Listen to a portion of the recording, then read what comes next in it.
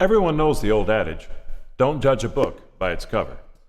Well, that couldn't be more true when it comes to evaluating flame-resistant apparel. Look at these garments. They all pretty much look the same, don't they? Well, today's program is about providing you the information you need to help you judge the difference. In our last video, FR Evaluation Basics, we talked about how all FR is not created equal, that it is important to consider garments that exceed minimum standard requirements. The most important criterion for selecting an FR garment is the integrity of its flame-resistant properties. Do you trust the garment will protect your employee after being used in the field, over time, and after many launderings? The reality is, flame-resistant fabrics and garments can differ substantially in terms of protection, comfort, and overall value. Setting up and maintaining a flame-resistant, or FR, apparel program involves reviewing a lot of technical information and understanding regulations that might apply to your industry. So today, let's step back and outline the basic landscape in terms of national consensus standards and test methods that apply to FR clothing. This will help you understand all that data the suppliers are going to throw at you. Data which isn't always straightforward or necessarily comparing apples to apples. We'll call this segment FR Standards and Test Methods 101. It doesn't cover everything. I don't think we'd keep you here long enough to do that. But it provides an initial framework covering the key hazards most of you are dealing with: arc flash, flash fire, or thermal hazards. After we launched our FR Evaluation Basics video, industry suppliers, including our competitors, asked us, why are we spending our resources on developing online seminars that don't outline the specific benefits of our fabrics and garments? After all, Westex and Workrite are two of the largest suppliers in this marketplace. It comes down to our basic belief that if we can provide you with key information and criteria and present it in an objective and straightforward manner, then you will have a better understanding of how to judge the varying quality and integrity of FR apparel. So you can make the best possible decision for your company in terms of selecting protective apparel that meets your own criteria of comfort, protection, and overall value. Today, we're going to focus on the protection part of the comfort, protection, value spectrum. We will be reviewing the most common hazards in the industrial workplace. Then, we will align those hazards with the relevant test methods used to evaluate how a fabric or garment will perform in the field. And finally, we will review the key industry standards that reference these test methods. But let's start at the beginning.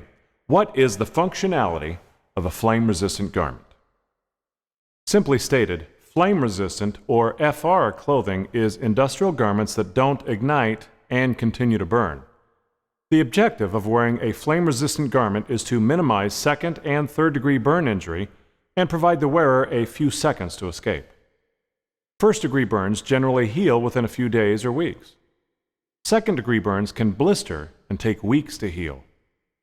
Third-degree burns can penetrate through skin layers, require skin grafts, result in scarring, and a very long recovery period. Depending on how much of the body surface it burned, both second and third-degree burns can be fatal. The term flame-resistant does not guarantee that a worker will not sustain any burns in the event of an accident. But, unlike regular street clothes, FR clothing will put itself out when removed from the thermal source. Sources like an electric arc flash, flash fire, or radiant heat.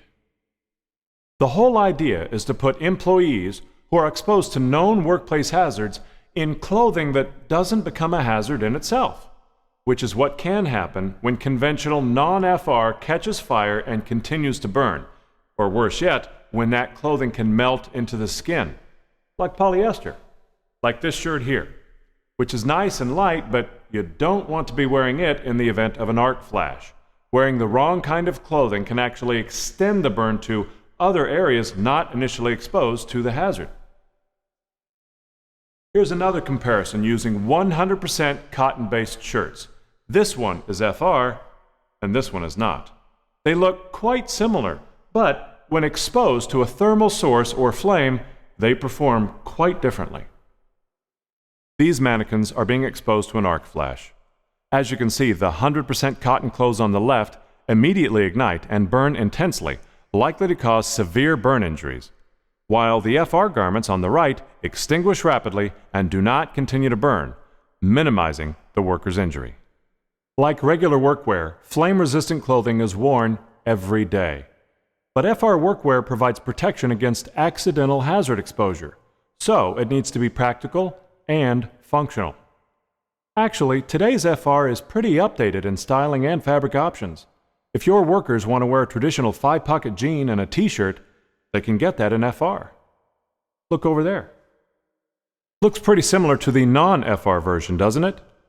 It might sound a bit counterintuitive that flame-resistant clothing does not necessarily mean it won't burn. But again, it's about minimizing the burn. You'd need a whole different level of protection if you're going to try to completely avoid the risk of burn injury. It's a matter of primary protective clothing as opposed to secondary protective clothing. For example, firefighters wear heavy-duty bunker gear because they face fire as a primary hazard. But linemen who wear flame-resistant clothing are using it as secondary protection in the event of an accidental exposure they may or may not face, and they hope they don't ever have to face one in their career. Some of you might be looking to implement an FR program at your location for the first time. The overall goal is to develop a clothing system that provides the right level of protection that is in line with the level of hazard your workers face. Sounds pretty straightforward, doesn't it? But in order to determine what is right for your company's employees, you will need to identify your workplace hazards, know the applicable regulations and standards of those hazards, and finally, understand the testing data that is used to evaluate FR clothing protection levels. Let's start with the first. The first step in developing an FR clothing program is to know what protection level you need to provide. This is usually determined by conducting a hazard risk assessment. This is a careful examination of what, in your workplace, could cause harm. It will allow you to weigh whether you have taken enough precautions or need to do more to prevent harm.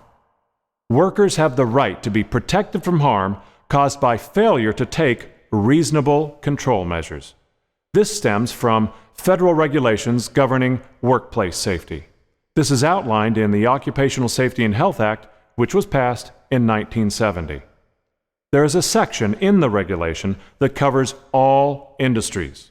It is Section 5A1, which is commonly referred to as the General Duty Clause. In short, this section states that employers shall furnish employees a place of employment free from recognized hazards likely to cause death or serious harm. Typical steps in a hazard assessment include identifying the type of hazards, determining the potential level of exposure, determining if controls can eliminate or reduce the risk to workers, and then determining the PPE performance requirements. Some companies conduct this assessment themselves. Others outsource this job to consultants. Once armed with an understanding of your workplace hazards, you can move on to evaluating the appropriate protective equipment required, including FR clothing. During this process, you will need to know any standards that might be applicable to your industry, whether you work for a utility, refinery, or manufacturer. So next, let's review some key organizations that develop standards and test methods. 3 organizations you will hear referenced in industry when talking about worker protection are ASTM, NFPA, and OSHA. ASTM stands for the American Society for Testing and Materials. This organization's purpose is to develop test methods, standards, and specifications. Using a consensus process, ASTM supports thousands of volunteer technical committees. These committees draw their members from industry, for example, folks involved in safety, just like you. They also include consultants and suppliers, people just like me. There are 2 committees most applicable to industrial protective clothing. The first is ASTM F23, which is the Committee on Personal Protective Clothing and Equipment. Their F23.80 focuses specifically on flame and thermal exposure protection, more flash fire oriented. The second is ASTM F18, which focuses on electrical protective equipment, more arc flash oriented. Next, we have the NFPA, or National Fire Protection Association. They develop codes and standards intended to minimize the possibility of injury during fire and other thermal exposures. Like ASTM, NFPA committees are made up of representatives from industry. And while NFPA develops their own test methods, they also use test methods developed by ASTM. And then there is OSHA, the Occupational Safety and Health Administration. OSHA is the main federal agency charged with the enforcement of safety and health legislation. I don't think I have to tell this audience much about OSHA. As you know, they are able to cite companies for failing to follow reasonable precautions to keep their workers safe. Sometimes there is an actual OSHA regulation that applies to a situation, and it is federal law. Otherwise, OSHA often references applicable industry standards like those established by NFPA. Yes, it is up to these organizations to set the standards for industries to abide by. But you may be asking yourself, how are these standards defined? Well, stay tuned, because in our next chapter we will begin to answer that very question by looking at the vertical flame test. See you then.